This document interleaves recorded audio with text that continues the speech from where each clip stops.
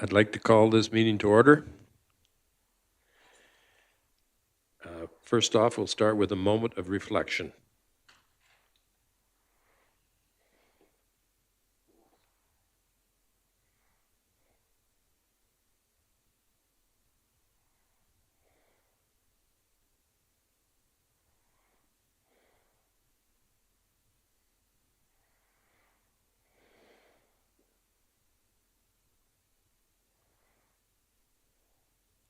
Okay, thank you. Next off, we'll start with the consent agenda. Was there anything anybody wanted to pull from the consent agenda? Could I have a motion to approve the consent agenda, please? Thank you, Councillor Monteith. All in favor? Motion carried. Next up is the regular meeting agenda. Is there anything to be added to that? No. Okay, could I have a motion to accept the regular meeting agenda? Thank you, Councillor Hugenboss. All in favor? Motion is carried. Next up is for the good of council. Anybody have anything?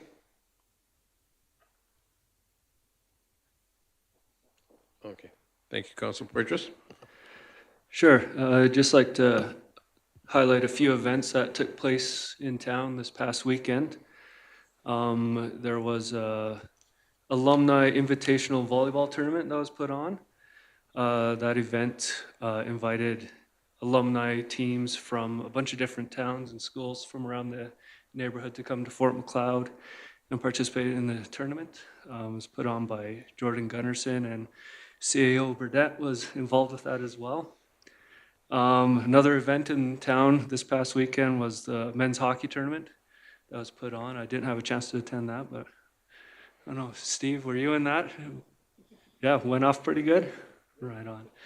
So, yeah, and that was put on, I think, by Rob Luther and some other guys. So, yeah, I'd just like to acknowledge these volunteers and the event organizers that put on these events. They're great for our town. They invite a lot of people in, showcase our town, and they're a lot of fun to participate in as well. So thanks a lot to those volunteers and people that were involved in those events. Anybody else? Okay. Councillor or CEO. Thank you. Just wanted to draw everyone's attention to a meet and greet that we're going to have with the new Sergeant Lafleur. This is going to happen on Monday, March 20th from 7 to 8:30, open to the public to come get to know our new sergeant. He wants to get to know the community. He seems very community focused, so we're really excited about that. And yeah, hopefully everyone can make it out to meet him. And he wants to know priorities. He wants to know what's going on in the community. Yeah, looks like it'll be a great event. Thank you. So next up is public hearings. The first public hearing is on bylaw 1970. Could I have a motion to open the public hearing, please? Thank you, Councillor Henniger. Okay, we'll start off with, please. Thank you, Council. So I do apologize on Gavin's behalf. He was supposed to be here tonight, but he couldn't make it. He is stuck in BC, so I will try my best to guide us through these public hearings and the second and third readings. So before you tonight, first public hearing is for bylaw 1970. This is for a rezoning application of lots 10 to 18, block 315, plan 92B. This is for lots on 9th Street in between 3rd and 4th Avenue. And again, the application is to rezone from residential to residential multi-unit. I will note that we have received two letters, which I will read into the public record. These two letters are applicable for both bylaw 1970 as well as the next bylaw, which is 1971. So I will read the first letter. It's from Dave Dion, and he says, I am writing this letter on behalf of Dion Food Services Limited, to show my support for the rezoning of 9th Street lots in Fort Macleod from residential to residential multi-unit through bylaws 1970 and 1971. Our business employs many individuals in the town of Fort Macleod. We recognize the need for additional housing opportunities in our community. The town has grown in leaps and bounds in the past 5 years, and it's been great to see all the new businesses coming to town.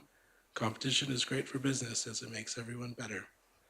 However, with the addition of these new businesses comes the need for more employees, thus the need for more affordable housing options. We feel that additional housing options will only help all businesses to attract and maintain our staffing levels to better serve the community, all while improving the look and feel of the new and ever-growing Fort Macleod.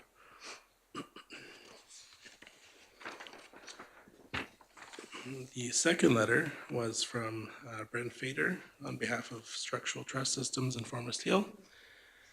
And he has indicated over the last number of years, we have seen housing in Fort Macleod become a real constraint in the growth and development of our companies. With upwards of 200 staff members, we are often faced with hesitation from new employees when embarking on a new career journey due to the lack of housing supply in Fort Macleod. Currently, about 50% of our staff are local, and the rest come from surrounding areas with staff commuting from as far away as Okotoks and Calgary. Our concerns have been raised with the town on several occasions.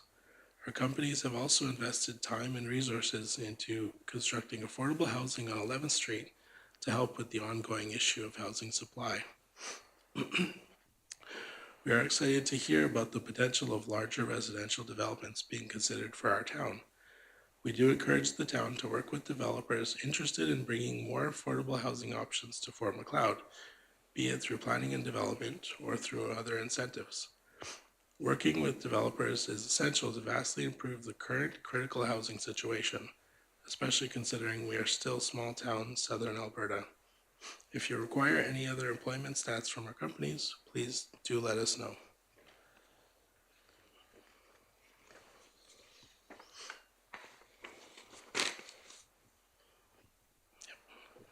And that's all I'll have for now for Bylaw 1970.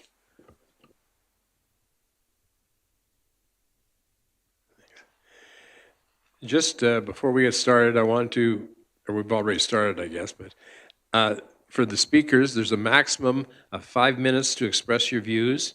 You can only come to the mic once for each hearing.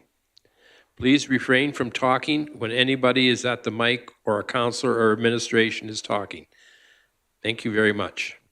Now we'll ask, are there any questions from any counselors about the bylaw? Okay, anybody in the crowd who would like to come up and speak at the mic, they're more than welcome to. Just give your name and whether you're for or against it. Okay, thank you.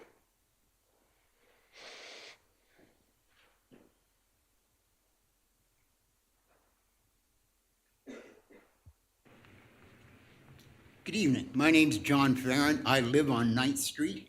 I object to this because number one, where are we going to put parking?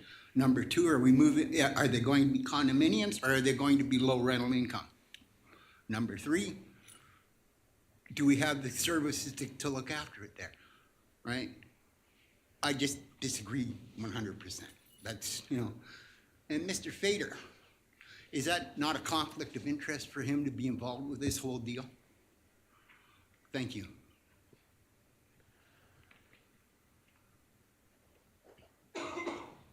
As far as Mr. Fader goes, it's no conflict of interest. He has a right as a businessman, and he's not even here today. And the other one with the parking, that should be done by the MPC. You're not supposed to have parking on the street. You can't stop anybody from parking on the street, but you're supposed to have parking on your lot for these type of buildings. Okay. Anybody else?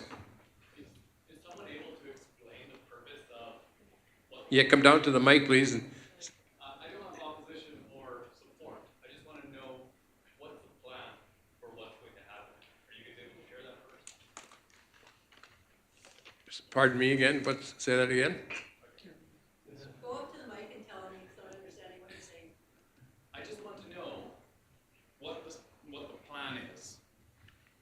on those lots?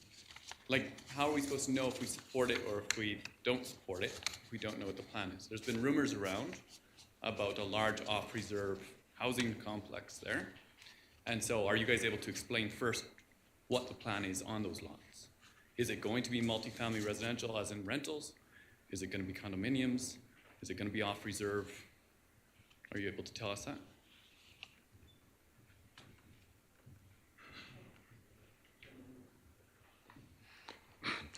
The decision today is not what developments are going in that land. The decision is, should that land be zoned multi-unit? So that information and that decision-making is done at MPC. So that's the next step. This is strictly to determine whether we change the zoning.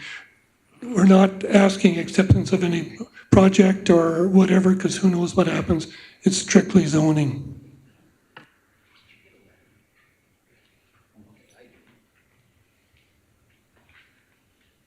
Hi, Stephen Vandervolk. Sorry. So I think what we're planning is coming up next, and we've got our plans, and everybody knows what's going to happen with those 5 lots. So what Greg is talking about is, I know it's 2 different things what you're saying. You're just deciding whether it's multi-unit or not. But once that's decided, my understanding is that nothing stops what goes on there afterwards. And I can tell you that we have $5 million worth of investment going across the street potentially, with 45 units, 2-bedroom, 3-bedroom, 45 2-bedroom, 3-bedroom units, and that will go away for sure from our point of view if something like that, we get wind of anything like that, because well, let's just call it what it is. We've been told it's a company called Grizzly, and they have plans to buy those lots and put in off-reserve units there, 40 units. And if you look what's happened in Lethbridge of that exact same thing, it's an absolute unmitigated disaster. I also own a business on 12th Street that could be affected by that. And so I'm in a little bit of a conflict of interest because I want to get them changed over, but I also can't put that kind of investment in if something like that is going across the street. So my understanding is if you guys okay this, which means maybe mine doesn't get okayed, which I guess is fine, but once it's been okayed, you guys can't stop what may come in there. And what may come in there would, I think, so I don't know what we go from here, but I think what Greg was trying to say is maybe there is a conversation of what the plan is for that, because from my understanding, there is a plan for going in there. And so that thing needs to be discussed in addition to changing these things over. And if that affects our 5 lots, so be it, I guess, but we plan to put in, we can maybe discuss on the next one, but we plan on putting in actual units that are for rent at market rate for families who work in town. This isn't 1-bedroom units that are being rented out to people who can't afford normal renting. And so, yeah, like we have a big investment planned in there. You see, we've already started 8 units by the park. That's what you're gonna get. And that won't happen if something like this happens, because how can we afford to put that kind of investment in if we have that across the street? And I just think it'd be nice if some of the people involved in that were maybe more upfront of what's going on. I think FCSS might be involved. There's lots of stuff. There's no point in having rumors when people know, when we could just get it out, the information out, so these rumors don't have to be out there. And so I think there's also maybe 27 units planned. Maybe that's part of this 40 units. I don't know if it's just 40 or if it's 67 units, because there was 27 units planned before. There was some sort of co-op plan for that, but I mean, you can see why people would have concerns about that, could you not? So, and especially from us, because we need to know, because we're planning on investing big time over there, and we can't if something like that's gonna happen, because that just isn't, I can tell you right now, there's no money in it.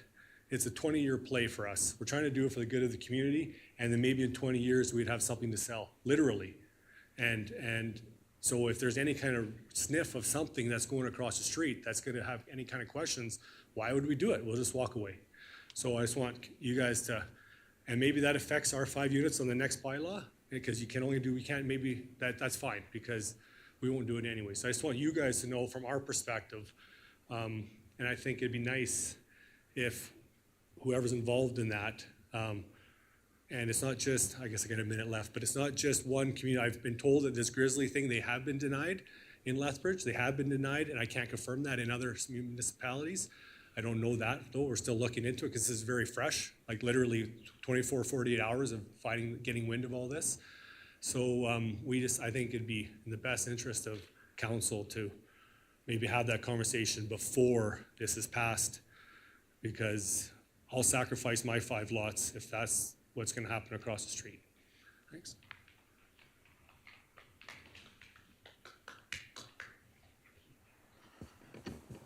If I could just speak to the zoning and the comment made on whether or not, once the zoning changes, if there's no more power to continue on, or be at least made aware, and Councillor Monteith mentioned it, in the residential multi-unit zoning uses which are allowable, if you are to build, once it is residential multi-unit, right, if someone wants to build a fourplex, you can't stop them from building a fourplex, right? There's obviously development requirements. There's also parking requirements that are going to happen unless there was a waiver given by MPC. Anything of considerable size, so anything above a fourplex, a building of, let's say apartment building or anything like that, is in a discretionary B use, which means it must be advertised, and then it must be approved by the municipal planning committee. So if today these lands were rezoned to multi-unit or residential multi-unit, which gives the opportunity for any multi-unit building to be built there, that doesn't necessarily mean that a large development has permission to build there. It still has to be approved by one more step with the municipal planning committee. So just thought I'd elaborate there.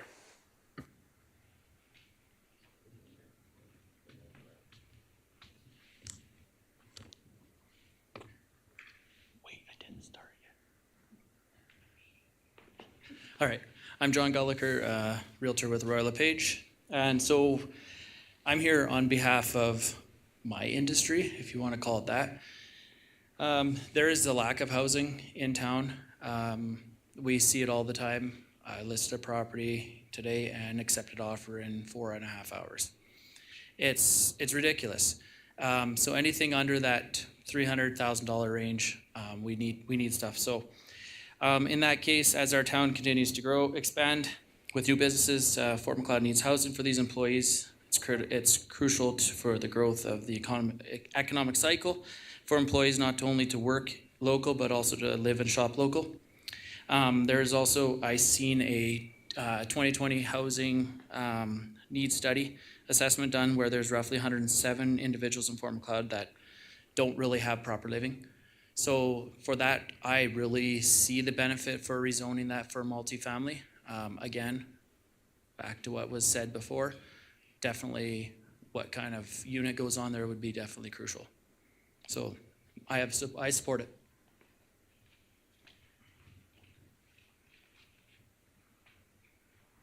Anybody else? Hello, my name is Bill Hall. I'm definitely against this. Number one, from what I understand, there are going to be fourplexes per lot, and the value of the homes have to be $100,000 over the land sale. So like you could put a $400,000 fourplex on there and sell them for $100,000. I don't think that's fair. I don't think there's a lot of room for cars and traffic, increase in traffic, especially if there's going to be children playing, because there's no green space on this end of town. There's no parks. There's no place for people to play basketball, volleyball, pickleball, nothing like that. And I think lower property values is going to happen with that type of structure along, especially if you get row housing. You get 9 lots there, and if you can get 4 homes per lot, that's 36 homes. That's a lot of homes. And what's that going to do for the rest of the development in your 10-year plan behind 9th Street, on 8th Street and 7th Street when it comes available? So there you go. As far as green space, we are planning a green space for that area. Sorry, I left out, I would like a recorded vote as well. That's not your call. That'd be a counselor's call. No, but we can suggest it. Yes, you can.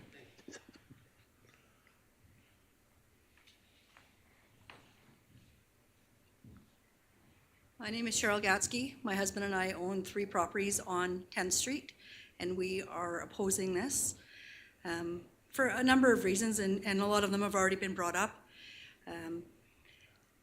Another thing to consider is 10th and 11th Street area already has it's a difficult neighborhood as it is. And the concern with bringing in what appears to be moving towards more low-income type housing in that will be an increase in crime in that area, and that's not something that we want to support in any way. We've discussed even at the last meeting as far as how it'll affect our property values. You know, the parking's been brought up. You know, it was been brought up in past council meetings in regards to the development itself of 10th Street itself and how it's been upkept over the years, and you know, nothing's been put into it, and how upset people were with that, and the changes in the zoning and the trailers and all that happened with that. And now for 9th Street to be moving forward, they've done a portion of it with, you know, the sewer and the sidewalks and that.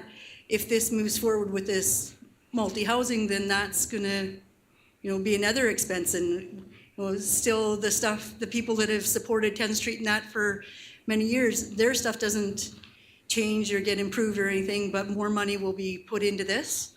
How is that fair to your existing taxpayers? I think there's some things that need to be considered there before these changes go through as well. Thank you.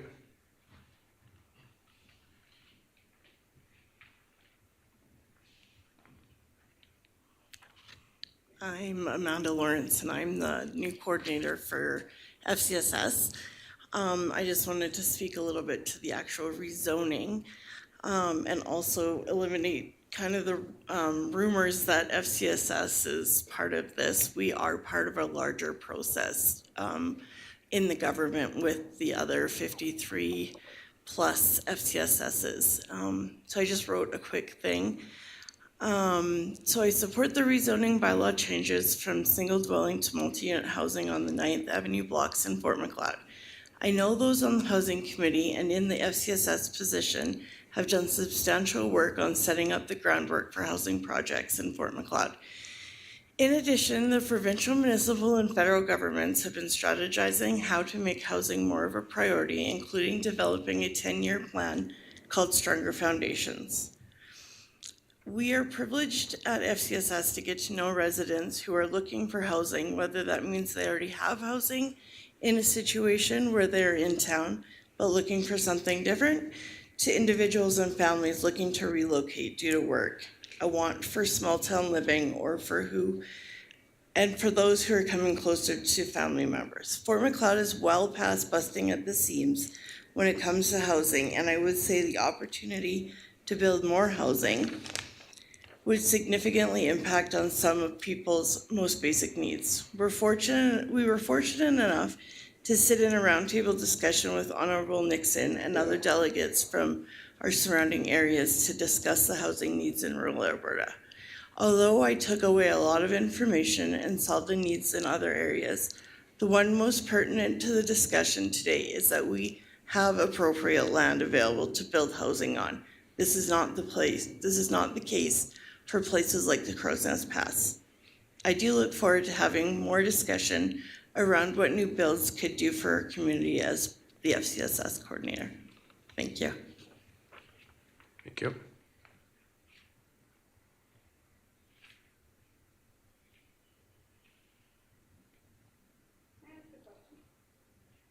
Come to the mic, please. Oh, that's right. You're not allowed to ask questions. Sorry. If you've spoken already. Yeah, we have to have rules, though. Is this gonna turn out like the electricity and the other stuff?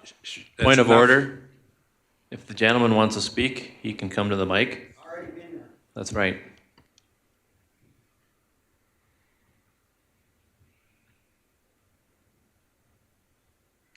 Is there anybody else who wanted to talk?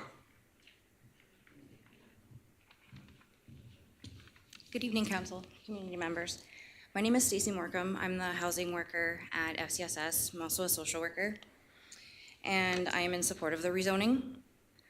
I'm going to start by explaining what the term NIMBY means, not in my backyard. Is defined as the protectionist attitudes and exclusionary or oppositional tactics used by community members facing an unwelcome development in their neighborhood. Community opposition is typically based on fear. But are these fears based on research, or are they based on myths, assumptions, and misinformation? It would be incredible to have new buildings on these lots. Tenants have to have their own designated parking spot, and many studies have shown that surrounding property values do not decrease. Sometimes they increase depending on the community and the location. There is significant research and evidence to dispel myths and misinformation surrounding multi-unit developments. All available online. I can provide some articles to anyone interested. We are rezoning to residential multi-unit because it is our responsibility to ensure everyone has equal opportunities to a safe and secure place to live. People have roots in Fort Macleod. It is an old town with strong history, and generations of families have lived here and wish to stay or move here. About 100 people called FCSS last year. A lot of them were out of town looking for housing, and I have only been able to house one person from out of town in the last 15 months. One. Other people have moved from the motels to other communities. When there is no housing inventory, this prevents economic growth, prevents employment opportunities, and perpetuates housing insecurity and homelessness. We have our fundamental human rights as well. Who are we to say that people don't have the right to live on those lots? People should not have to ask permission to live in a certain part of town. Saying no to rezoning means we are not acknowledging Section 4 of the National Housing Strategy Act in 2019, in which the Government of Canada recognizes housing as a fundamental human right essential to the inherent dignity and well-being of the person. It is well known, many research studies have shown, if you look at the psychology of aesthetics, the psychology of interior design, a lot is saying that, bright, clean facilities will improve actually, and having a safe and secure place to live will improve psychological and physical well-being. Saying no to rezoning means that people can't live here or get jobs here. Saying no to rezoning means we are saying no to a new development, something that the town and community members have been pursuing for over a decade. Rezoning is a necessary and vital step forward in fulfilling our vision to be a vibrant, growing community full of opportunity. Thank you.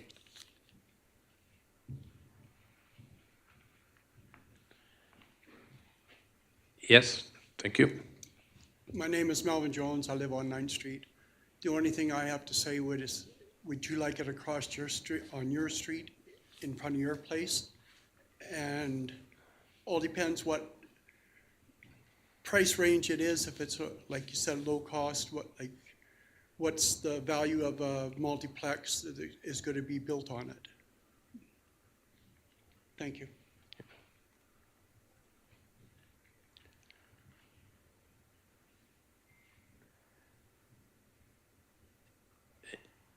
Council have anything else to say?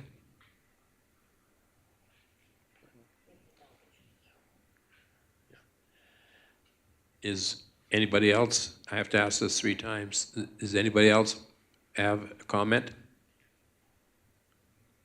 Please come to the mic. Basically, I have a question, but my name's Dee Bolingbroke, or Donna Bolingbroke. I'm willing to discuss about the bylaw for 1972. So which isn't these two, or is this a general for it? No, Okay. no, this That's is, what my question is. yeah, this is just 1970.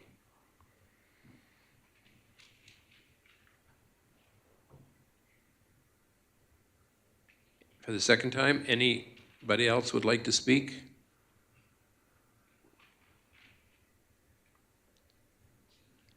For the third and final time, is there anybody who'd like to speak? Could I have a motion to close the hearing, please? Thank you, Councillor Hugenboss. All in favor? Motion is carried.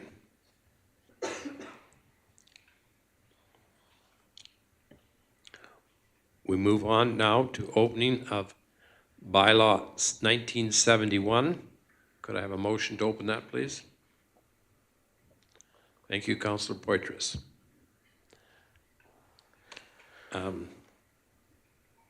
Mr. Pedro, please.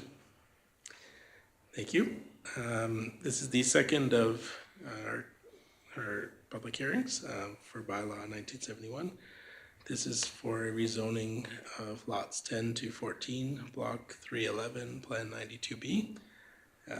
This is also on 9th Street between 3rd and 4th Avenue. The intent is to rezone from residential to residential multi-unit.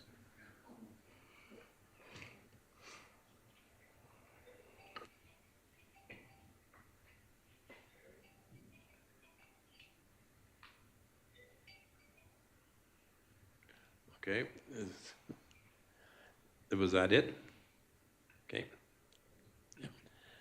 Okay, are there any questions by any of the councillors? Okay. Anybody from the public who would like to speak to this? My name is Bill Hall. I live at 258 9th Street. I moved here in 2021 from Ontario, thinking that Alberta is the place to be. I was told nothing. I purchased 2 lots on the corner of 9th Street and 3rd Ave. I wasn't told anything. I wasn't told we were going to get sewers, sidewalks, nothing. I spent a lot of money on those 2 lots, and now I'm finding out that you're building across the street. You're opening it up to lower income housing. You're giving a tax incentive to builders who build on those lots that build 4 or more units. The first year, you're going to give them 100% tax deferral. The second year, they only pay 25% tax. The third year, they pay 50% tax. The fourth year, they pay 75%, and then the fifth year, they pay all their taxes. I don't think that's fair to the people that have lived in the neighborhood, or myself who has just moved here. The other thing too is that when I inquired about buying those properties, I was told I could move a modular home there.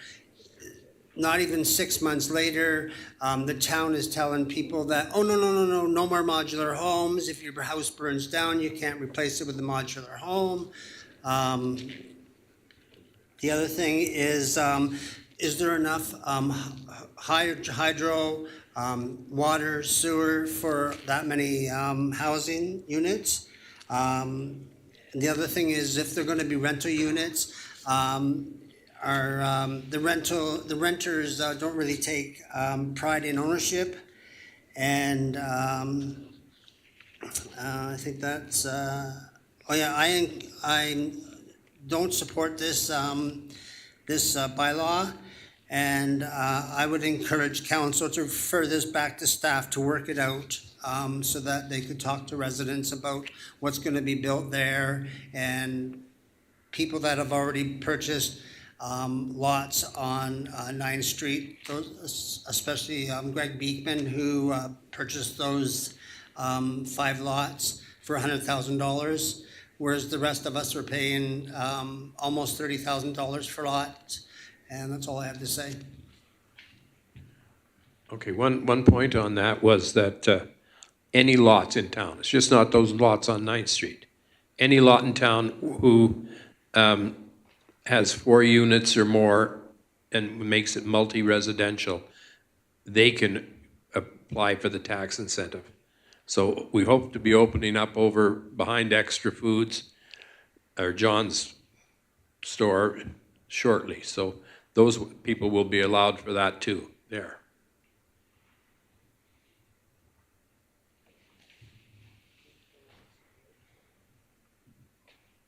Megan, John Farren, 9th Street.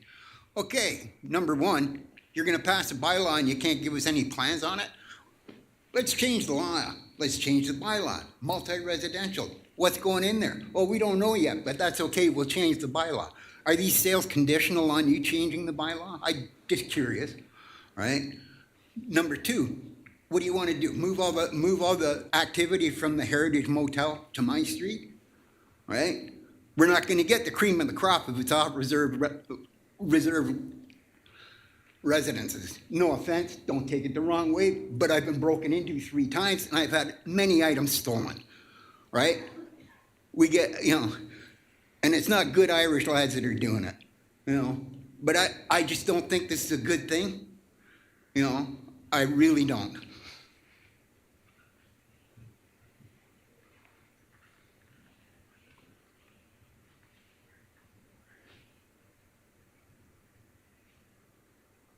Would anybody else have anything to say?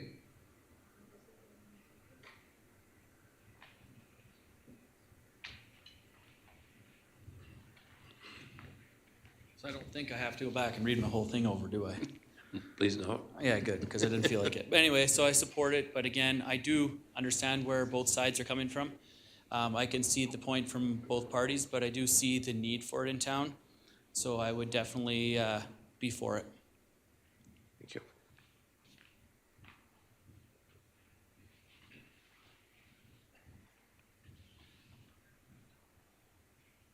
And you know who I am, and you know why I am opposed to it. I guess I want to address a little bit the comments about that we're speaking out of fear and that we don't have any facts. That's not necessarily true. I have been strongly involved with the Citizens on Patrol in town for several years now, so I do know what goes on in town and where a lot of it does occur or where those people are residing. I have also owned a property for many years in town and have listed them before with FCSS. Unfortunately, some of the people that I've gotten through there have been some of my worst renters. Going through the programs and,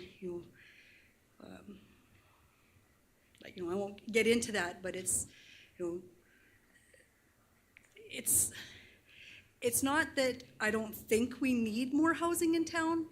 It's where should that housing be? Is this the best choice for it with already things that go on in that area? Would the multi-units be better placed somewhere else in town? That's what I think would be a better choice.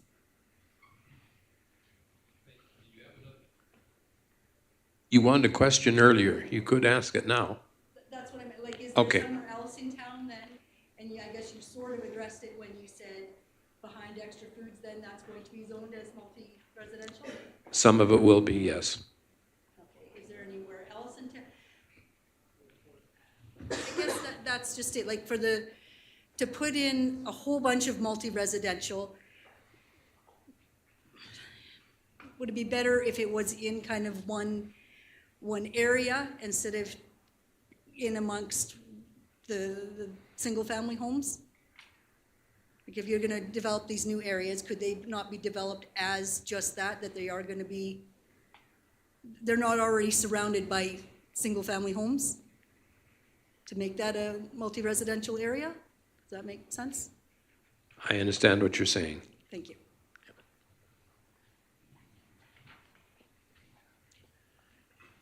Does anybody else have any question? Hi, Council. Sorry, I just want to make a quick note. I am in support of this bylaw as well. Earlier, I spoke to somebody from one of the big employers in town, and they requested that the town build an apartment building of 75-plus units because they're not hiring a second shift because there's no housing. And this HR person actually told me that they were like, is there any way we could, they think that if 200 units were built in town, they would be filled. So if we're looking at some units on 9th, the 9 lots and the 5 lots, if we're looking at, let's just say, Greg wants to build 45 units, plus whatever we put on 9th across the street, I don't think that'll be a problem. I don't think, yeah, it'll be full. It'll be full. There's already waiting list for any potential new builds in town. And I am very aware of the Citizens on Patrol. I work with those individuals. Some of them, I see the homelessness, I see the housing insecurity, and I think just having a roof over people's head, we know that housing is a social determinant of health. So that being said, yes, I am in support of this. Thank you. Thank you.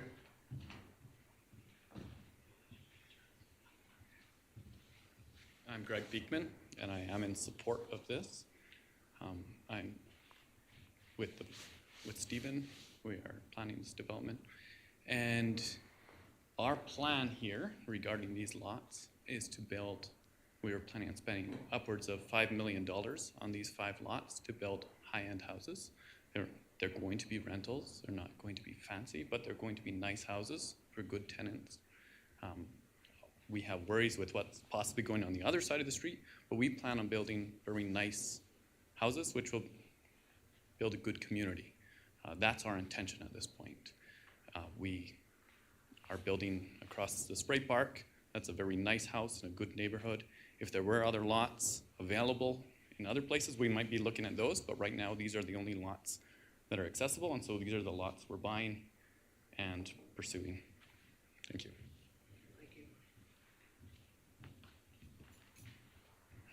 Hi, my name's Todd Baker. I'm one of the business owners down on 12th. I kind of with Steve as far as like, you know, whether I'm for or against, yes, we need more housing in Fort Macleod. I struggle every day with employees, but I will tell you, no offense to you guys, when it comes to 9th Street or below the railroad tracks, nobody that I employ wants to live down there. And the reason is because it turns into a place that our people are getting broken into. And so I think what Steve's saying is we need to know more about what's happening as far as these multi-unit lots, because if they become low-income housing, we already have an issue on 12th Street with all the businesses. I've had tens and thousands of dollars stolen off that street and numerous neighbors there as well. And it'll just get worse. It'll get worse. And so what we're wanting is to make sure that, hey, like, there's some kind of a check here because, yeah, we understand people do need a place to stay. But if it turns into low income, that is not where a lot of employees that I hire will be going to stay. They'll still be looking for work or housing elsewhere. And so it'll get run down. And it'll, like, I don't care what anybody says that, oh, we'll look after it. It will get run down and it will devalue the housing market in that area. So.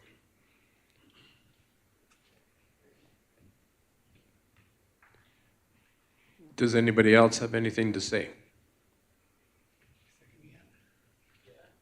Okay, I'm glad I can have a second chance because I didn't quite articulate. So speaking to the last one, I know it's closed, but I'm not opposed to it either. I shouldn't have said, I kind of maybe sounded like I was.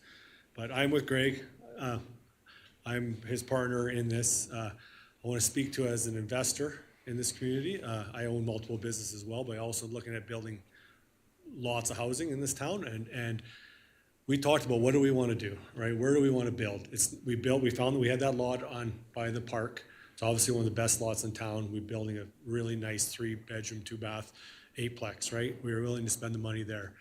We talked about 9th Street because of the, you know, it's across the tracks. If you that's a real quick, easy way of saying it, do we want to invest there? Is it going to be where we want to invest? And are we going to get our property value back out of it? Because at the end of the day, investors need to make money, right? So we discussed that. We said, hey, you know, brand new street.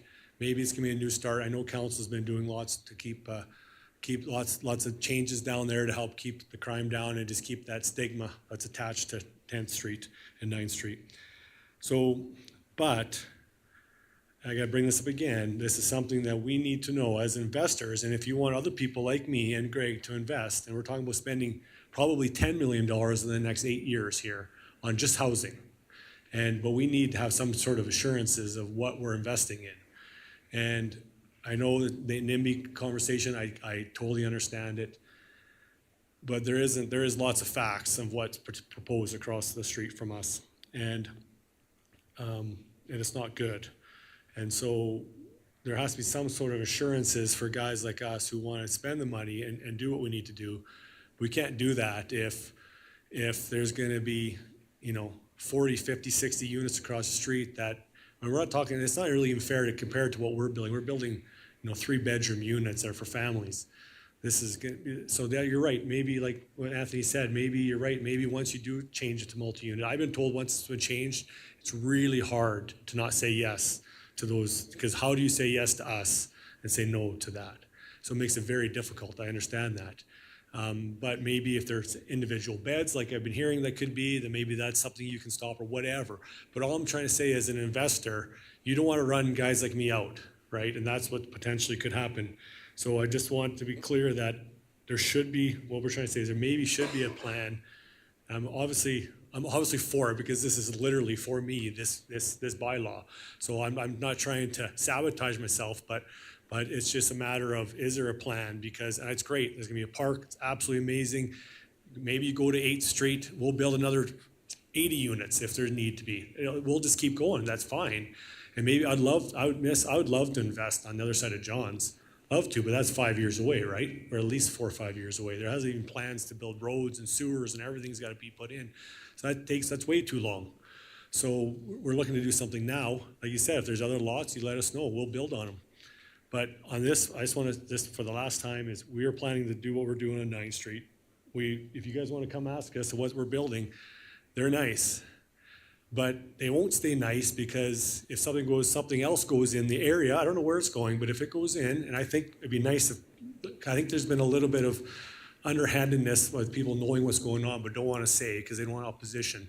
I think it'd be nice for that to be more clear, be more upfront, and then maybe we can have people will stick to investing. But if it gets bad, like what I hear what happened in Lethbridge, or I know what's happened in Lethbridge from 3 years of it being built, what's happened in 3 years, I know what's going to happen to my buildings. Nobody's going to want to rent there. The only people that are going to want to rent there are the same type of people, because why would you want to rent there if you got crime going, you got people breaking into your cars overnight or whatever. So it's really important that as council we figure out what's going to all go there in the big picture, because again, like I said before, I'm not threatening, that's not the right word, but I'm an investor. I can't spend that money with any kind of risk of what's going in across the street. So I know this is two separate things. I get it. You're just doing it needs to be, well, of course we need more housing in town. Of course, that's obvious. But trying to potentially do what some of these guys want to do, there's $22 million I've heard they have got 26 seconds left. So they have $22 million on, they have for a grant, but they need a place to put that investment. And that's what this is. And so if that comes to be, then you're just going to push out guys like us who are going to be building something good. And I just want to be really clear that that's not a threat or anything. It's just what's actually going to happen, because we can't afford to take that chance. I don't know if that makes sense, but there. Very, very good job of cutting it fine.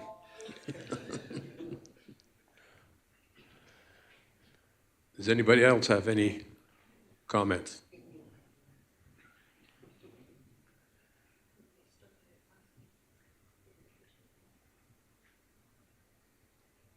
For the second time, does anybody else have any comments?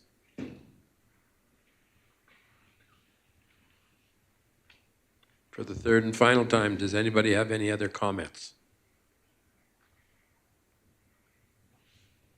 Could I have a motion to close public hearing on 1971, please? Thank you, Councillor Monteith. All in favor? Okay, we move to bylaw 1972. Please, Mr. Pedro. Good evening once again, Council. Bylaw 1972 is a rezoning application, and this is for the north 25 feet of Lot 28, Block 373, Plan 92B, and the proposal is to rezone from commercial general to residential multi-unit. This property is known as the Browns convenience store, as it's known around town, just for reference. It's located on 2nd Avenue north of 15th Street. As you will see in your package, there are a number of concerns given the vintage of this building. one being encroachment on the adjacent property, one being potential development and future parking needs. However, that one would be handled through MPC, and that would be similar to development in the commercial general area downtown on Main Street. So certainly some issues there, none which couldn't be worked through. I would note that we did receive an email from Ms. Bolingbrook and Mr. LaChance there. I suspect that she will reiterate most of the email concerns in her discussion tonight, so at this point I have no further comments. Does council have any questions?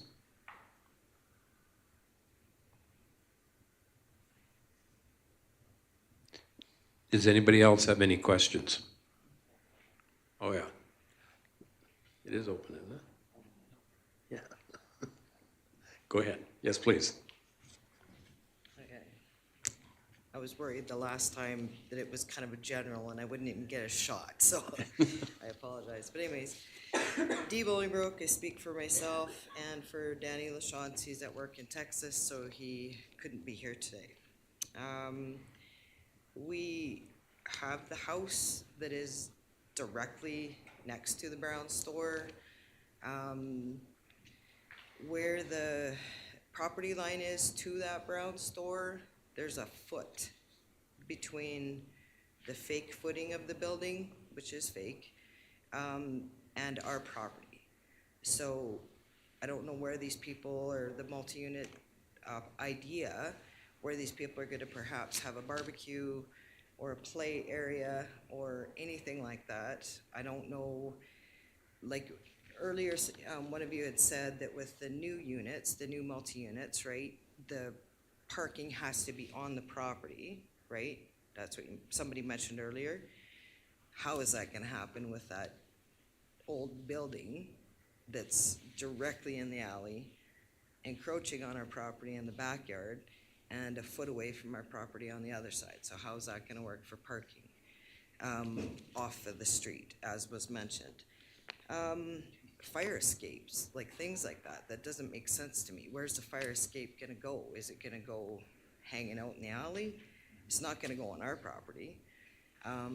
Is it gonna be demolished, or is it gonna be gutted, or what's gonna happen with it, right? Like, it's a concern there for sure, for numerous reasons. How they're gonna redo this unit or units, or however many units, I have no idea. But they can't access it on two sides, so I don't know how that's supposed to happen. We definitely have some concerns there. The fire thing definitely is a concern for us too, because it is a two-story, it's 25 feet wide, and if they're in the alley and say somebody's driving down the, like, you know what I mean, there's just too many concerns there in my view, or in our family's view. We take pride in the place that we have. We've spent a lot of money on the place that we have currently. And I worry about my neighbors with parking issues and stuff that have always been an issue when the Brown store was functioning. So I'm just totally opposed to that situation right there. 1972, absolutely a no from us, all of us. Thank you. Thank you. Are there any other comments?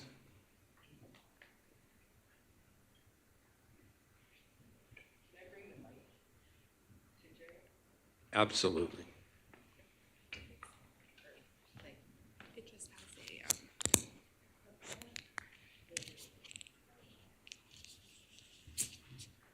It just has a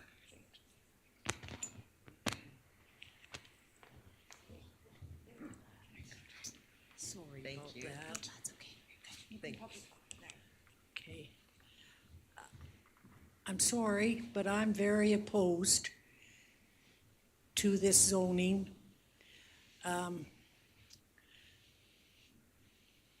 Especially when we don't even have a clue what would be in that old derelict building. You have no idea, and I'm right in the lap of it. So is Dee. Thank you.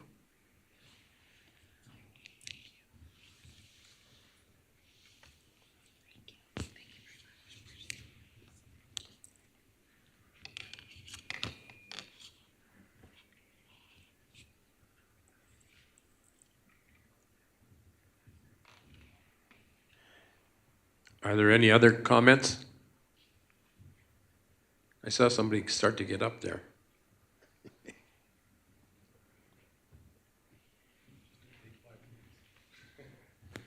I'm Dennis Fanny. We bought the Brown store with Jonas Beekman. We are planning to do more of a single bedroom style rental or Airbnb. They are going to be very high end. You'll be surprised, we're actually supposed to have a 3D rendering here, but it just wasn't finished. If you're well, like I could show you some pictures of what the rendering will look like. It'll be 2 bedrooms downstairs, or 2 units downstairs and 1 upstairs with a walkout patio in the back. There will be a full 8-foot wall all day around, so they will not be able to look into your backyard. We did make sure of that. There will be an outside fire exit. There is a common area, so there's going to be 2 exits for each unit. So that's up to fire code, as well as all the windows will be egress. There is a problem with the fact that it is built right on the property line, and I don't know how that was subdivided. That's before my time. But we were hoping to do we can show you pictures of what the outside will look like as far as your side goes. It'll be looking up against your guys' shop, so we weren't too concerned about what the windows would be looking into because you guys didn't have any windows on that side of the shop. So we weren't too concerned about people like from our unit looking into your shop, or because you guys have a little bit of a bar or something there as well. So I'm not sure if that makes you feel more comfortable. And as far as parking goes, it's only a single bedroom, so we will not be expecting too many vehicles per apartment. Since it's a 3-plex, there should be enough on the street. We did talk to Kelly about possibly changing to being allowed to have parking on the street. And she was looking into that, and she said it might be able to be changed in such a way. I'm not 100% sure. And that's our idea. If it's not that, then we're not sure what else to do with the store. Like, at the end of the day, no one's gonna buy it, push it over, because you're stuck with 25 by 60 piece of dirt, honestly, so you can't build anything on it. But yeah, I don't know how it's subdivided to be that way. There's not much more than that. As far as, how we're gonna renovate it, I've done lots of renovations with very old buildings, and it's very easy possible on that building. We're hoping to spend around $350,000 to $400,000 on this property to make it a high-end, more for business people coming into town, things like that. Just, I don't know, people there's not much of a hotel or anything to stay in Fort Macleod. It's all kind of, shady in a lot of the areas. So if they're coming down from Calgary or something, whether they're doing investing and they have a place to stay.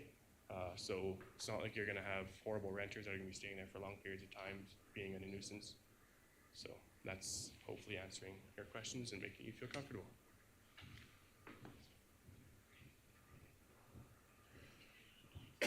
Just as far as the parking goes, that has to be decided by MPC. And they would have to get permission from them to do that.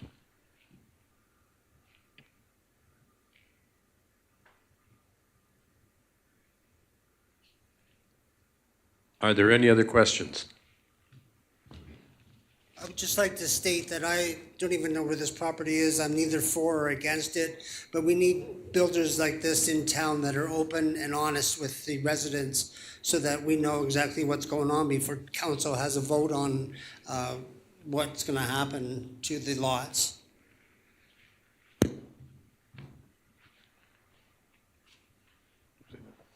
The zoning process and the building process are two different processes.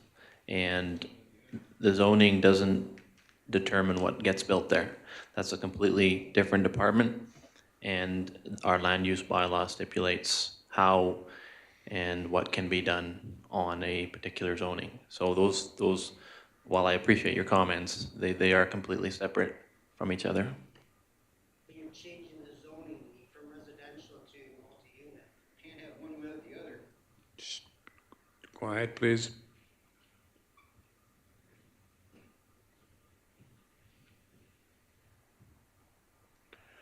Are there any other questions?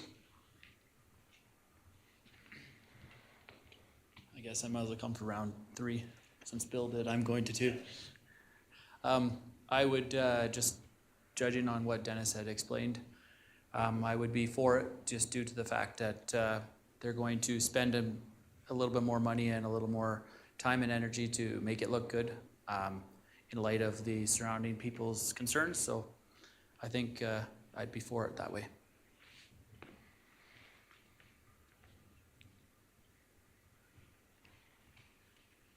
Are there any other comments?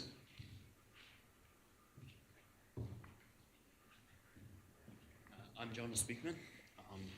I just want to say a couple things for the people who are living close to it. We will do anything we can to make sure we keep you happy. We do want to make this a high-end unit. There's a lot of parking on the other side of the street. It's all empty on that side. And yeah, they're going to be high-end units. I did have a presentation time that I was supposed to have. I requested, which we could present something. I'm not sure if it was ever received. Okay. Okay, so nothing was received. Anyway, we do have 3D renderings available for anyone who does have concerns. We'll show you exactly what we want to make it look like. It's going to be a beautiful building. Thank you.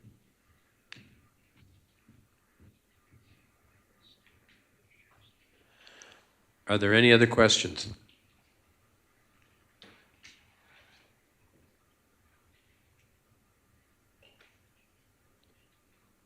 For the second time, are there any other questions or comments?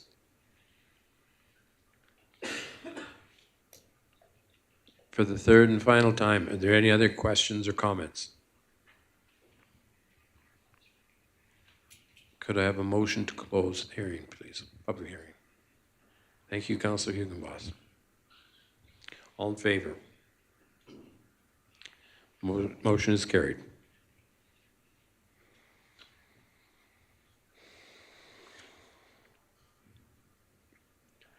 Next up is consideration of delegations and public hearings.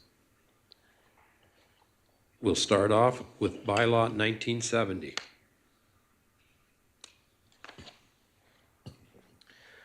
Good evening once again, Council. So you have before you the recommendation for bylaw 1970 is for Council to give second and third reading to the bylaw. Should there be no concerns that Council feels they need to change anything at this point. And this is a rezoning from residential to residential multi-unit, and it's for lots 10 to 18, block 315, plan 92B. Thank you. Does anybody on council want to comment on this, please?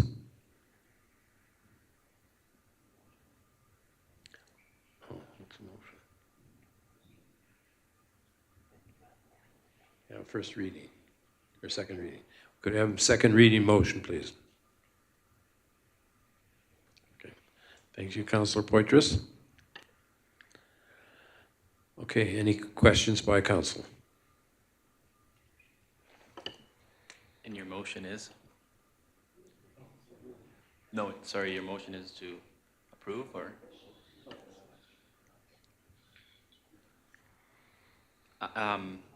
In regards to the delegations and the support for and against, I do think that there should be additional discussion in relation to what could go there. I understand it's multifamily, but seeing as there is a push behind the rezoning of this multifamily and the fact that there's enough of the community that's come out, I would be opposed to moving forward at this time. So I would either we get a friendly amendment to the motion or the motion or the public hearing gets denied, correct? It's either approved or denied. I'm not at a point where I'd like to deny this, but I would, if at all possible, like to table this for further discussion. I do agree with the investors that are investing in this community, regardless of who they are and where they come from, that we have to be careful what we bring into certain neighborhoods. there's a lot of discussion about where else, or if this is the only location. At this point, it is the only location. McLeod Landing, I believe that's the correct name, right?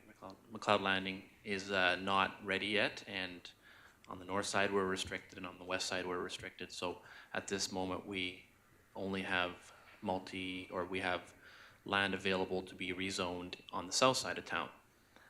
That being said, we're all for development and for helping our housing crisis. I feel like it is a crisis at this point. But I do want to do our due diligence on what comes into this community, because that is where we are at. As council, we control that. We can say, well, MPC ultimately decides, but MPC does not get to determine as to who the applicant is. All we work with is a land use bylaw. And the land use, you know, whoever the developer may be, the land use bylaw doesn't discriminate against the developer. We just have to follow the rules. And I feel it's at this point that we determine, and council can determine what is the right fit for our community and where it's the right fit. And for that reason, I would be against moving forward at this point.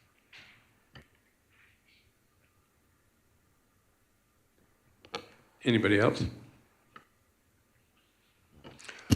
I would just wonder, what more information are you looking for?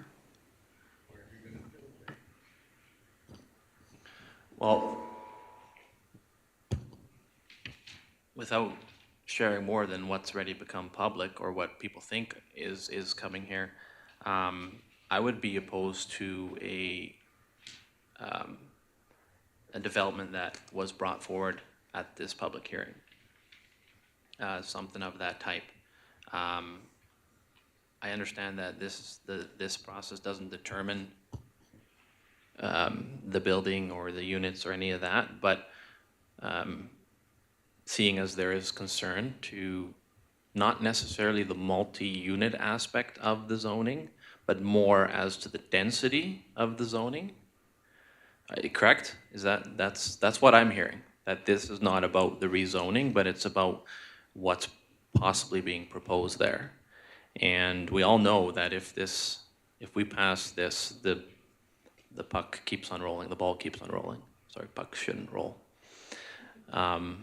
So that's just where I'm at with this decision.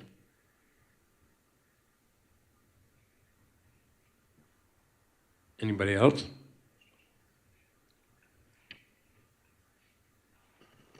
Thank you, Councilor Wolfson. I just had made some notes while we were in the public hearing just to speak to a few of the items. On one part, just to let everyone in the audience kind of know that we're listening to a lot of these, and just that we're not hearing these things and ignoring them. So if I may just kind of answer a few of the questions that came forward, as the public hearing is really not great for back and forth, but as far as the investment that's already been made on 9th Street and the costs that have gone in there, those dollars are spent. There was some concern as to additional dollars being spent, but getting things developed on 9th Street would actually make use of the infrastructure that's there. I think everyone can agree to that. I think council is well aware that parking is a non-issue unless, the MPC decides to do something crazy. Just like Councillor Van Hugenbos mentioned, right, the MPC needs to work within the land use bylaw, right? A normal fourplex is gonna have 8 parking units off the street. That's kind of the base standard. So parking really shouldn't be an issue. There's an intended area for a park, for the green space, to make the area bigger, to make the area more, family friendly, make it enjoyable so that people can use that space. So that youth have a place to be, keep them busy, basketball hoops, and that's in the early stages at this point, but there are plans for that park, as council is aware. I did connect with our assessor from Benchmark, and I could just read what he had said. He said, in my experience, the impact of a multifamily development on the surrounding single-family properties is not significant enough to incorporate an adjustment in the assessment model. So from an assessment standpoint, a multifamily or otherwise, isn't what affects the assessment model. From an assessor's point of view, right? We need to remember to keep assessment and market value are two entirely different things, where market value is determined by the market, assessment by the third-party assessors for property tax purposes. Yeah, the other thing I wanted to speak to that was a concern brought forward was the idea of grouping multi-unit in one area, and essentially that's what's being brought forward to council today, right? Establishing a group of multi-units, and it was discussed with our planners that would be a very logical thing to do, so that there's a group of multi-unit and then it transitions back to single-family homes. And so I know that there's been some discussion as far as what, that multi-unit shouldn't be surrounded by single-family homes, but I pose, what should it be surrounded by? Unfortunately, I don't think this is coming down to a question of, and I don't even think it's the density, I think it's, unfortunately, a lot of it's coming down to the race of what is rumored to be happening, and that's really unfortunate. Obviously, affordability has risks. There has, anytime that anyone has an affordable place to stay and they have a roof over their head, because that's what works, right? There's obviously, it doesn't mean one thing or another. There's a lot of things that were said tonight that I think we can't know for sure. But obviously, council is very much interested that it's a successful, beautiful area of town that is safe. So those are the things that I noted. The only other thing that I know, actually, after dealing with the RCMP and asking about the area currently, and their current response to me was that area, although some of us, might think that we could, we're eventually would love to get 10th Street redone, sidewalks and paving. But they said as far as crime goes in the area, that area is not significantly different than other areas of town. That was from the RCMP, that, obviously there's still some problem properties, but there are problem properties elsewhere in town. And I think that's what I had from the comments that were made, just to kind of answer that, we are thinking about these things, we're looking into them to make sure that the reasoning for providing opportunities to change the zoning for an area to multi-unit, to allow more multi-unit developments to go there is appropriate for increasing the number of units available to Fort Macleod. Thank you.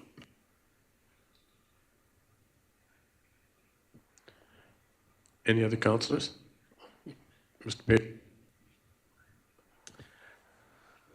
So I did just want to speak to the procedural question from earlier. So the public hearing is closed, so we cannot call for a continuance on that like council has done in the past. But what can be done is that second reading occur, and then the bylaw just can sit on the shelf for up to 2 years without third reading passed. So those are the options at this point. Seeing as third reading would require unanimous approval, it doesn't? Okay. But I would, on a procedural level, I would agree with passing second reading, and then, well, it's not for me to determine third reading, but.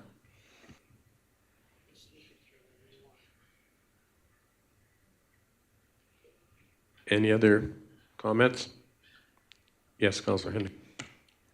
Just in regards to the rezoning, I think I got lost in this process about a year ago when there was a development close to the Little League baseball diamonds, and there was a lot of public input. And for myself as a councillor looking back, I wasn't focusing on rezoning, I was focusing on what that development was meaning.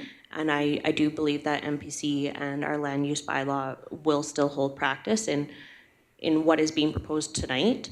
I'm thankful that there's other developers for the other bylaws, but that was the first time I've heard you speak. I'm excited for development. I've dealt with this for 8 years of hearing people leaving our town because there's no housing. So I feel that frustration immensely. But what I'm focusing on tonight is specifically rezoning, because if there was a developer coming into our town and everybody has this scuttlebutt in town about what that looks like, what that's going to mean to them, and if that falls through, there's still multi-use residential now available for those investors. And we're not talking about people coming in looking for $500,000 homes. They're looking for the 1 to 2 bedroom units. That's for their families. So I'm speaking in favor of rezoning, specifically for the multi-use.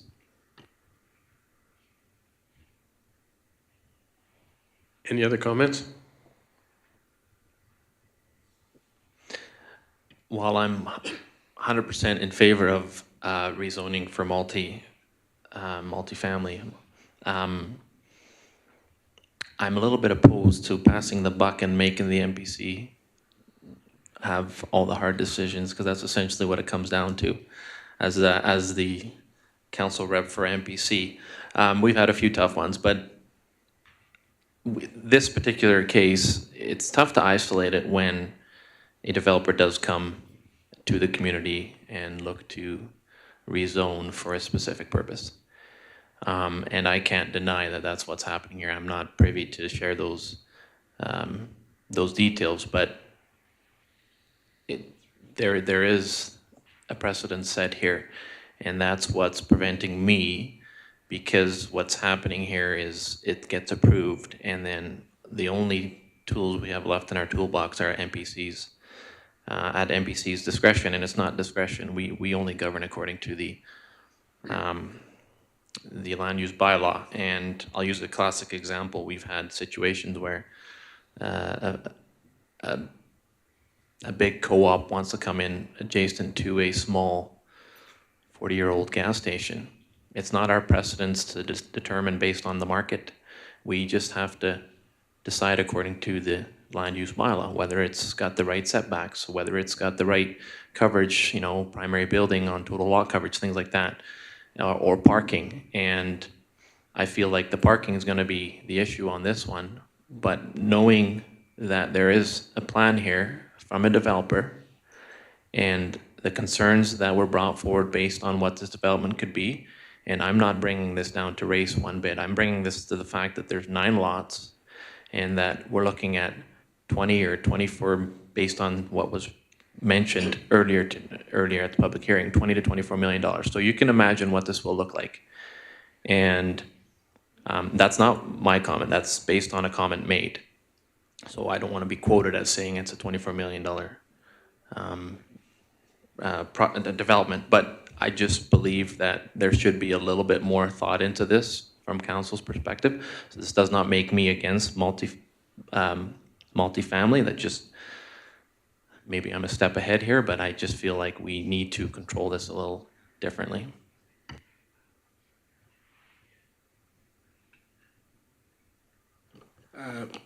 Again, getting back to the procedural role here. MPC as a body, as a decision-making body, was appointed by council to make the decisions on these types of development applications. It's specifically council's role to determine the zoning, and then MPC actually makes the decisions on the actual applications themselves. So I think we need to be careful when we're mixing the two. The only reason I brought it up is that it's been used as a rebuttal for some of the concerns brought forward in tonight's meeting. And that's, I feel like we're sort of passing the buck to MPC. So. Not passing the buck, just doing it what's supposed to be done. My feelings on this is that I'm all for housing. I understand NIMBY, like, I understand what you're saying, and I know why, but I guess we're just going to have to see. One question on the procedure, Adrian. If we don't do third reading, is there a time limit of when we have to do it? Can we do it like 2 weeks later or a month later, or? Yep, so council can do it any time within the 2 years.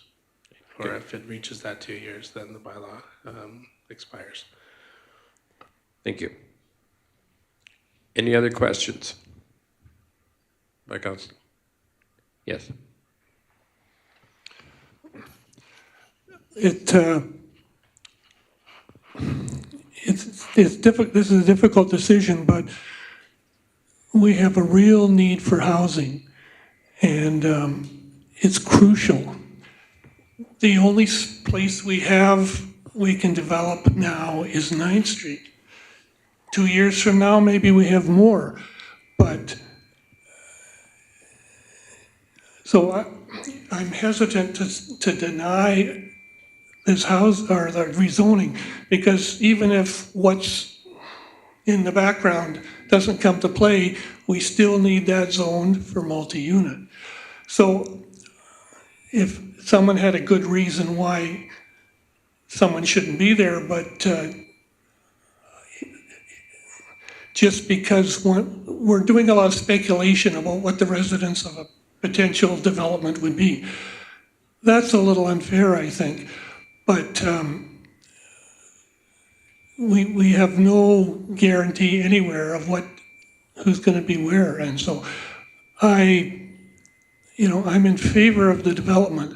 I'm willing to listen to put it off for 2 weeks, but we desperately need this. And whatever developments go in, we need the developments.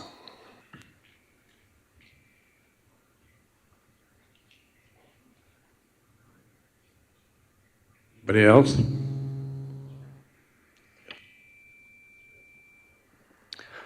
First off, I'd like to thank everybody who came out tonight and for your comments. You guys sure don't make this any easier.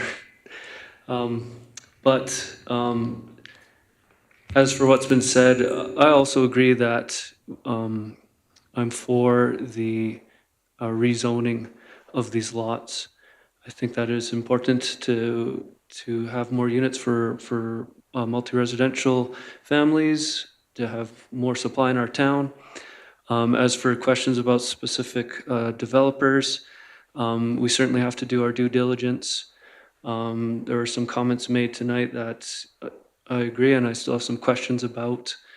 And so that will be, part of our work going forward to figure out all these things and make sure that ultimately we fulfill our role, which is to do what's best for the citizens of Fort Macleod. And so that's all I have to say about that. Thanks again for coming out, everybody. Go ahead. If the rezoning passes, does the town or council or administration have any means to stop a developer from proceeding? Not MPC, the town, administration, or council.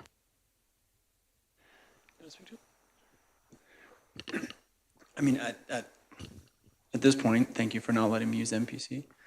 At this point, the lots are owned by the town. They are currently listed for sale. But as far as the sale of the lots, right? Without discriminating. Without discriminating.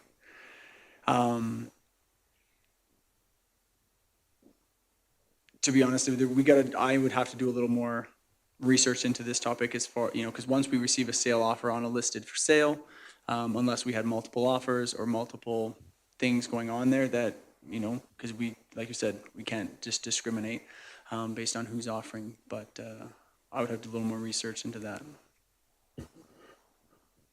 So the rezoning process can be used as a tool to prevent a development from going ahead, correct?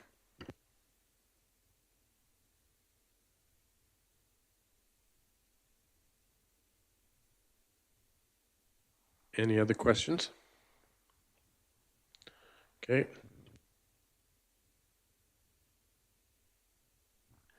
We'll now vote on the second reading for bylaw 1970. All those in favor? Opposed? Motion is carried. Now, third reading, do we want it? Is there a motion for third reading?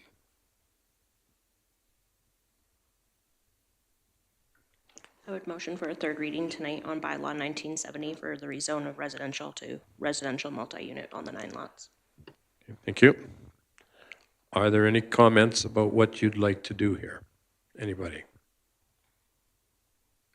Do you want to hold it, postpone it?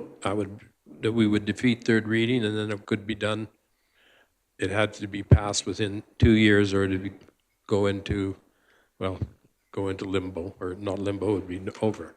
The motion is on the floor now. It has to be called into question, so it's either approved or... Yeah, I know. It will either go forward, like it'll be rezoned, or it'll be defeated. Yeah, and I've said if it was defeated. But we can't put the rezoning, we can't put the bylaw on the shelf for, that's only if we decided to just move forward with the second reading and not the third. But now that the motion's on the floor for the... Okay, but Councillor Henniger put the third... Third reading, yes. So if it's defeated, then it could go on the shelf. If it's not defeated, then it's passed.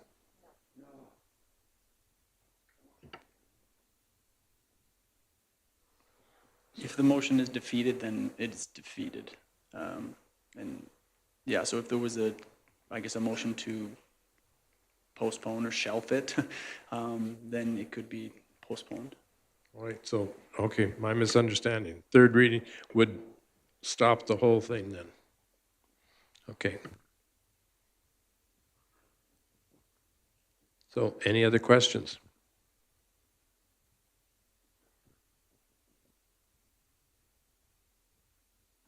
Okay. All in favor? Opposed?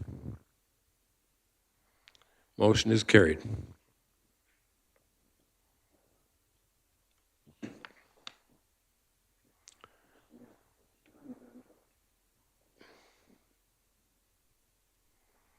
Moving to bylaw 1971. Could I have a motion for second reading, please? I'd motion for second reading of bylaw 1971 for residential to residential multi-unit on the 5 lots. Okay. Excuse me.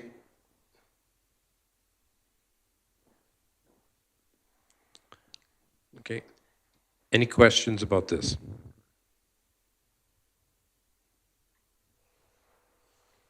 Go ahead.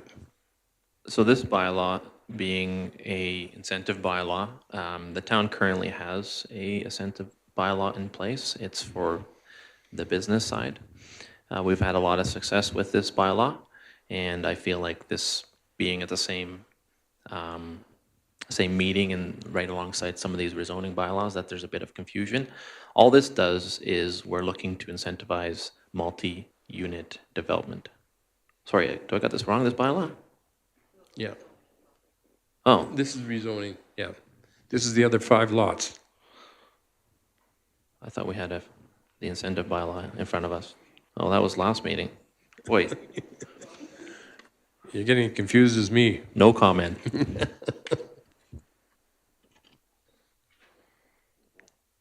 Yeah, this is the bylaw for the 5 lots across the street. Mr. Van der Valk and Mr. Beekman's lots.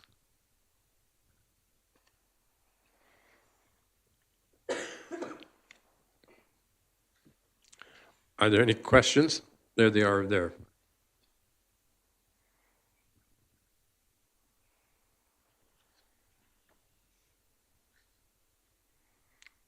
Okay, are we ready to vote then? No comments?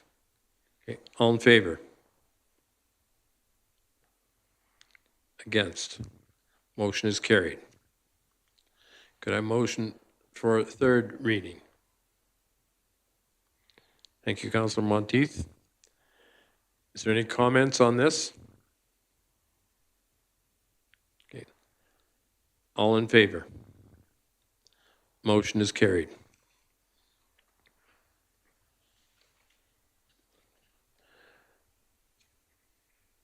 Could I have a second reading on bylaw 1972? Thank you, Councillor Henniger. Is there any questions on this or comments?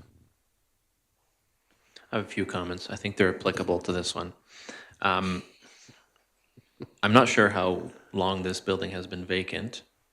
It's been there as long as I know. And the property and the subdivision and all of those land use issues are obviously very unfortunate for adjacent properties, but I feel that the rezoning and it being a separate issue as the actual development, but I see there's potential here. And a derelict building in any neighborhood doesn't do the town any good. So for the sake of the neighborhood, I would be in favor of this rezoning, and I hope that the Development Authority will work out all of the relevant issues that were brought forward.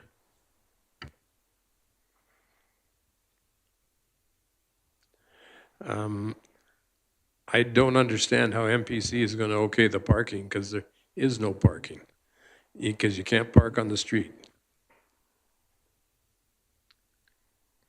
So that's my comment on it. Any other comments? Yes, Councillor Henniger. Just a quick question for Adrian. You did say there was an email. Was there anything that was missing from that, from the public hearing, that we should take into consideration? I just see obviously there's parking variances, just everything that was submitted to council.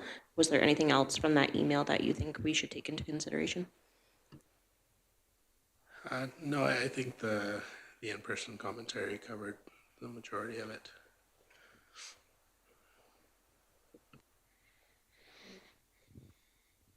Yes, Councillor Monteith. Two questions. One, why, I thought it was only over 3 units that you had to go multi-unit. And so I'm wondering about that. And then not sure why, wouldn't we be putting zoning to residential, not multi-unit?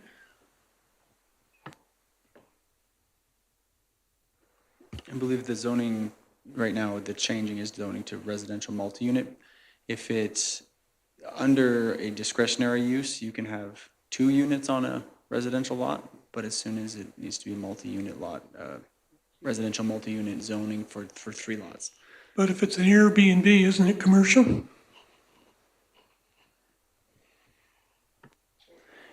The Airbnb detail was unknown to us. I mean, most of this, like I said, the specifics of the development are at the development stage. And so, we did see some 3-unit apartment plans, but that's as far as we knew that it was a 3-unit apartment style. That's a good question, though. Is it commercial? I guess apartments aren't commercial, are they? Within our land use bylaw, we haven't identified whether an Airbnb has to be commercial at this point. Adrian, could you speak more to that? Yeah, a few issues. So in residential, a duplex is the largest, Jim. And this property is currently commercial general. So that's why they're changing it to residential multi-unit. The Airbnb item, that's one we've touched on with council. There's nothing currently in the bylaw that would speak to that. So, and yes, as Anthony had alluded to, that was not known at the time. With that being said, this is just a rezoning application again, so we're not speaking to the specific use.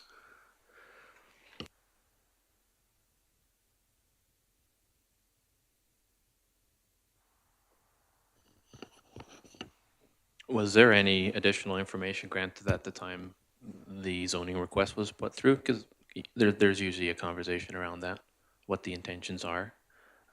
So you mentioned a 3-plex or 3 apartments. Is that relevant to what the initial discussion was?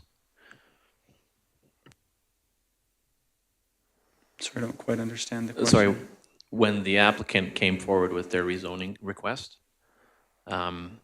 unless it was a development unless development recommended the rezoning happen. What was the discussion around the plans for this property? Because that's kind of what the discussion we're having here, right?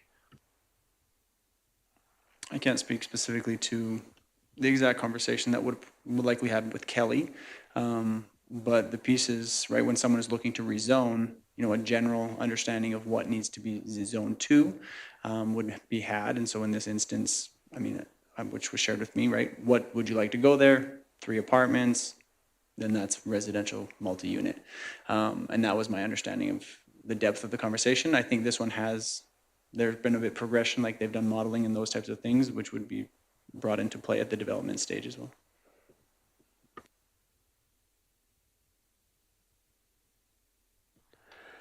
As I said, I was against the parking, but when I really think about that, parking is the MPC. That is not what we're doing here at this thing, so I should say that.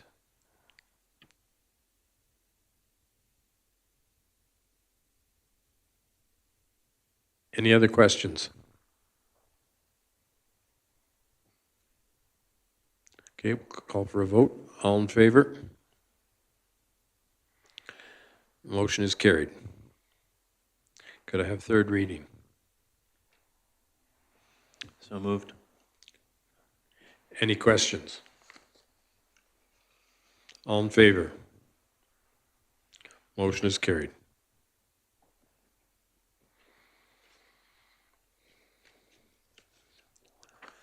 Okay. That wasn't my idea of a good time, but now we're on to unfinished business, grants to organizations. Lisa Gillingham. Thank you and good evening, Council. Every year, Council determines grants to organization allocation amounts. We had a previous discussion at a Committee of the Whole meeting and reviewed applicants and their potential funding and programs that they would be using that funding for. So tonight, administration asks that Council approves the following grant amounts for the 2023 community funding. Allied Arts receiving $12,000, the Handy Bus Society receiving $10,000 towards operating and $5,000 towards the vehicle replacement fund. The Chamber of Commerce Street Cleaning Program, $3,000. The Santa Claus Parade Committee operating funds, $5,000. The Senior Citizens Welcome Mat, $63,000 to assist with utilities, $6,300. And Willow Creek Adult Learning, $3,500. $6,300 for the Senior Citizens Welcome Mat. Let's just be clear. Thank you.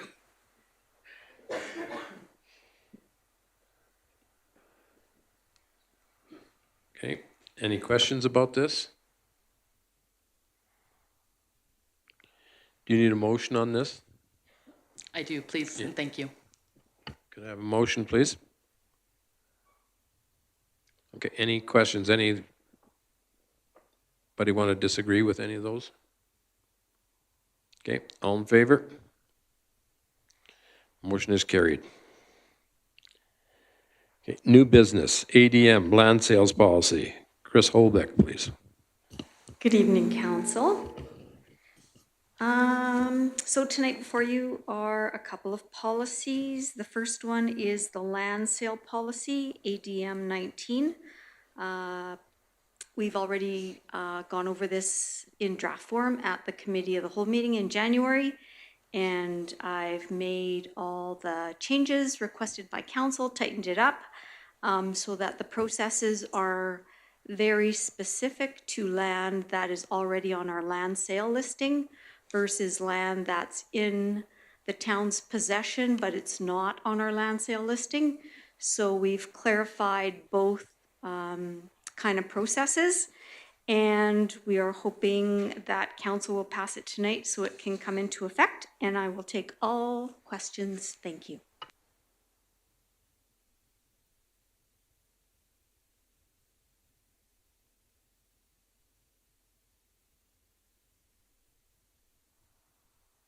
Are there any questions on this policy?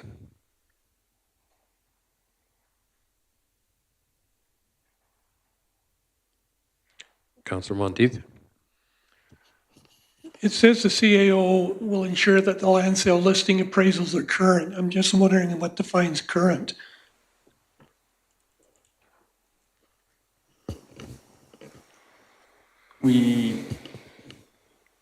A 2-year time period is what we have as current, so after it kind of lapses, and we had the discussion recently about, hey, should we get these reassessed? And we recognized that they weren't quite at that 2-year mark, and so to be the most, I guess, prudent with taxpayer dollars, we just look at a reassessment kind of at every 2-year mark.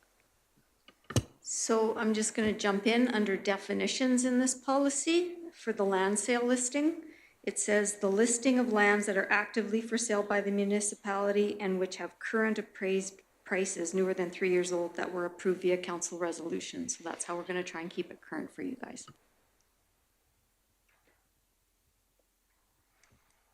And I imagine to keep it current, reappraisals will happen accordingly and be budgeted for accordingly. Not that council has to decide whether we're gonna reappraise or. Yes, that will be under the purview of the development department and director of operations, Adrian Pedro. Perfect, thank you. Any other questions? All in favor? Motion is carried.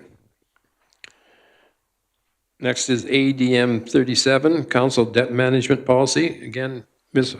Albrecht, please. Thank you again. Oh my gosh. Thank you again, council. Back it up.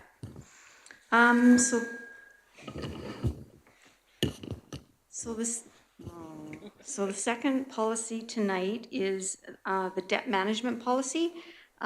We also took a look at this draft policy at Committee of the Whole last month, and it's just got some really nice parameters around it about debt and how much some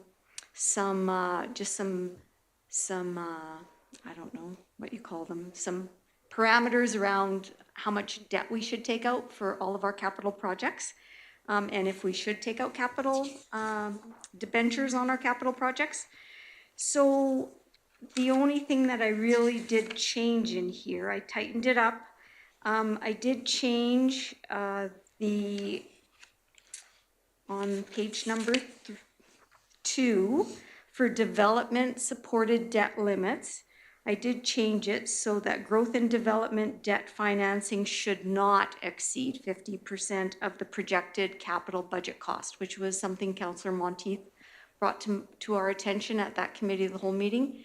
It's not definitive now, it's just we should not, but then council have the ultimate ability to override that in their decision to take out a debenture and how much of a debenture to take out. So I really like this policy. It gives us quite a bit of, as Mayor Fader said at that Committee of the Whole meeting, it gives us kind of a boundary and a fence that we work within. And then we can do a lot of the heavy lifting on this, on the financing of our capital projects in our capital budget discussions ahead of time, so that we know if we need to save a little more versus taking out a loan, and seeing how much we have in our reserves. So it's going to be quite helpful to administration moving forward. And I would hope that council would approve this tonight. And I will take questions again. Thank you.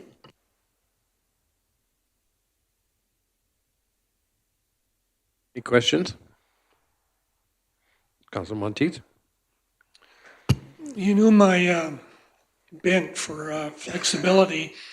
So if we did come into a situation where we were hamstrung by this, what would be our options? To amend this and then do what we thought we needed to do? So policy, gosh, I'm having a day. So policy is,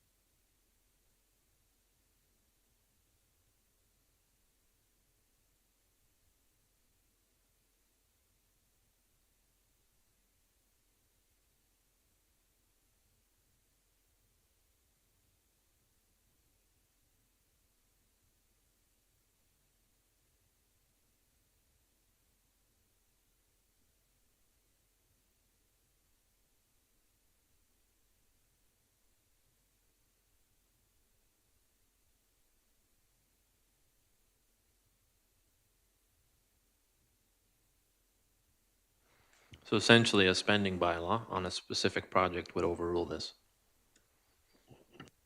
Yes, these are just broad parameters for me to start with.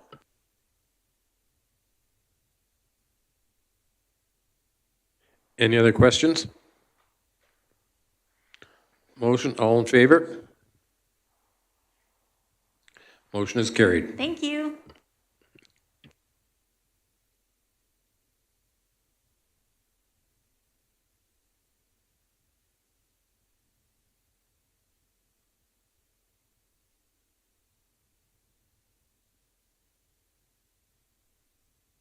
We better have, just make sure that's vote again.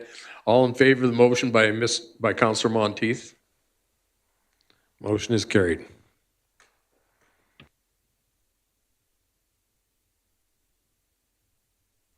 Are we any in camera? Things? Okay.